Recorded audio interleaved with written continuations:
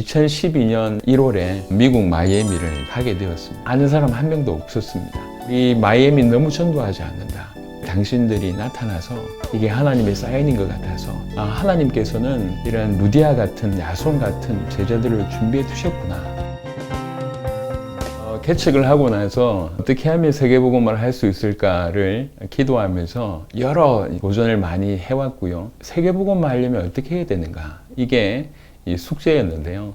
무엇보다도 내용이 가장 중요하다는 걸 발견하게 되었고, 그 다음에 이 내용을 어떻게 전달할까를 또 기도하게 되었습니다. 사도행전 16장, 17장, 18장은 굉장히 큰 힌트가 됐는데, 바울이라고 하는 사람이 루디아를 만나고 야손을 만나고 브리스가 부부를 만나는 걸 보면서 짧은 만남이지만 그 만남을 통해서 교회가 세워지고 또 그 지역이 바뀌고 결국 그들을 통해서 로마 복음화 하는데 큰 일이 일어났다는 걸 주목하게 되었습니다. 하나님께서는 여러 지역의 여러 나라의 제자들을 준비해 두셨구나.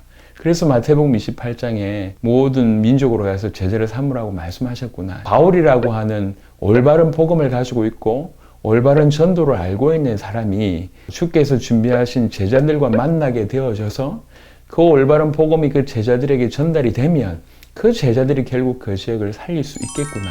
이런 아주 간단한 원리들을 이제 깨닫게 되었습니다. 2012년 1월에 미국 마이애미를 가게 되었습니다.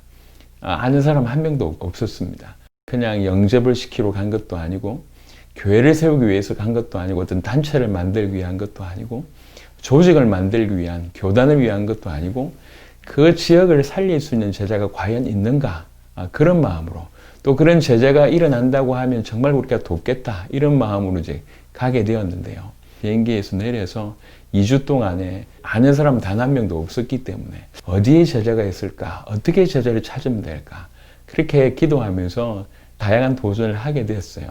큰 병원에도 가보고 큰 대학에도 가서 전도해보고 연세 많으신 분들이 여생을 보내는 곳이 마이애미라고 해서 노인들도 타켓을 정해서 복음을 전해보고 또 뉴욕 다음으로 큰 경제도시다 이렇게 깨달아져서 또 CEO들한테 또 편지를 보내보기도 하고 이런 다양한 도전을 해왔습니다. 라틴 아메리카의 사람들, 그러니까 스페니시권들의 사람들이 그 마이애미에 많이 있다는 걸 알게 되고 특별히 쿠바 사람들이 너무 많이 와 있다는 것을 확인하게 됐습니다. 그래서 저희가 이제 쿠바 타운으로 들어가서 다양한 시도하는 끝에 그 에코 쿠바 선교단체에 이제 들어가게 되었습니다. 쿠바에 있는 여러 교단들을 사실적으로 돕는 단체였습니다. 설립하셨던 닥터 테오라고 하는 박사님이 계셨고 또 간사님 한 분이 저희를 이제 맞이해 주셨습니다. 두 분을 앉혀두고 저희가 여기까지 왜 왔는지 또 우리에게 있는 것이 무엇인지 뭘 도울 수 있는지 1시간 반 정도 얘기를 한 것 같은데 닥터 테오 박사님은 굉장히 충격을 받으셨고요. 그 옆에 여자 간사님은 막 울기 시작을 하셨습니다. 거의 말미에 울음을 참지 못하시고 이제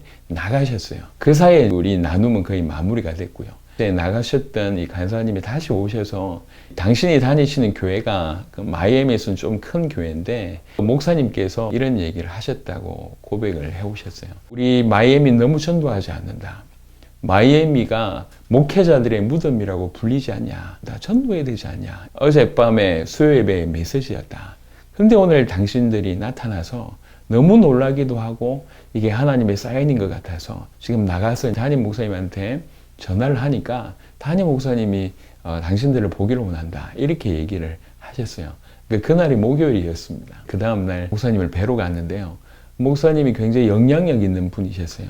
그 500개의 교회의 연합체에 12명의 상임위원이 있는데 그 중에 한 분이세요. 한 1시간 동안 대화를 하는 중에 이 목사님도 마음문이 열리셨어요. 금요 예배가 있는데 메시지를 좀 해보시라 이렇게 제안을 해주셔서 메시지를 하게 됩니다. 이 메시지를 듣고 나서 부딪힘이 있었던 것 같습니다. 나는 당신들이 한 말씀이 다 맞는 것 같은데 내 뒤에는 500개 교회 그리고 12명의 상위원이 있으니까 당신들이 한 말과 당신들이 전해주는 교재 가지고 확인을 해보겠다. 정말 성경적인지 철저하게 확인해보고 맞다고 하면 우리가 도움을 요청할 테니까 그때 좀 들어와 달라 이렇게 얘기를 하셨습니다. 바로 연락이 이제 오게 됐습니다. 2012년, 2013년 한 5번 정도 그 마이애미를 가서 그 교회를 도왔습니다. 그 한 개 교회 안에 15개 나라 사람들이 와 있었습니다.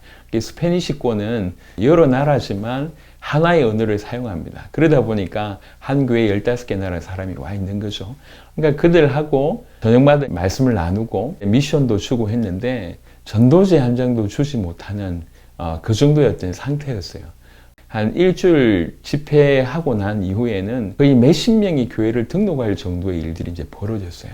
전도가 그들 가운데 터졌다? 이렇게 좀 볼 수가 있습니다.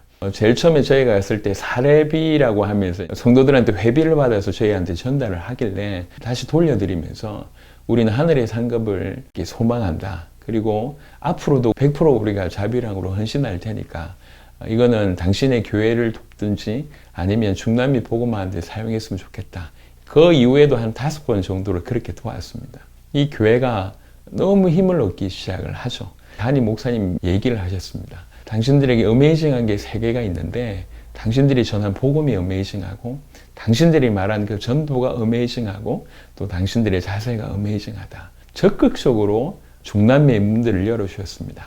이분이 먼저 자기의 고향인 과테말라에 자기보다 세계복음화 할 만한 뛰어난 인물이 있으니까 만나보라 이렇게 얘기하셨고 당신의 지교회가 또 멕시코에 있다고 해서 멕시코에도 문을 열어주셨습니다. 자기가 이제 문을 열어주면 할 수만 있다면 목회자들이나 아니면 성도들이나 만날 수 있는 장을 좀 준비를 해달라 이렇게 이제 부탁을 합니다. 그러면 저희가 가면 목사님이 준비해 놓은 어떤 집회나 신방이나 뭐 주일 예배나 헌신을 하면서 메시지를 전하고 궁극적으로는 그 안에서 올바른 복음을 받아서 그 지역을 살릴 수 있는 제자를 찾게 됩니다.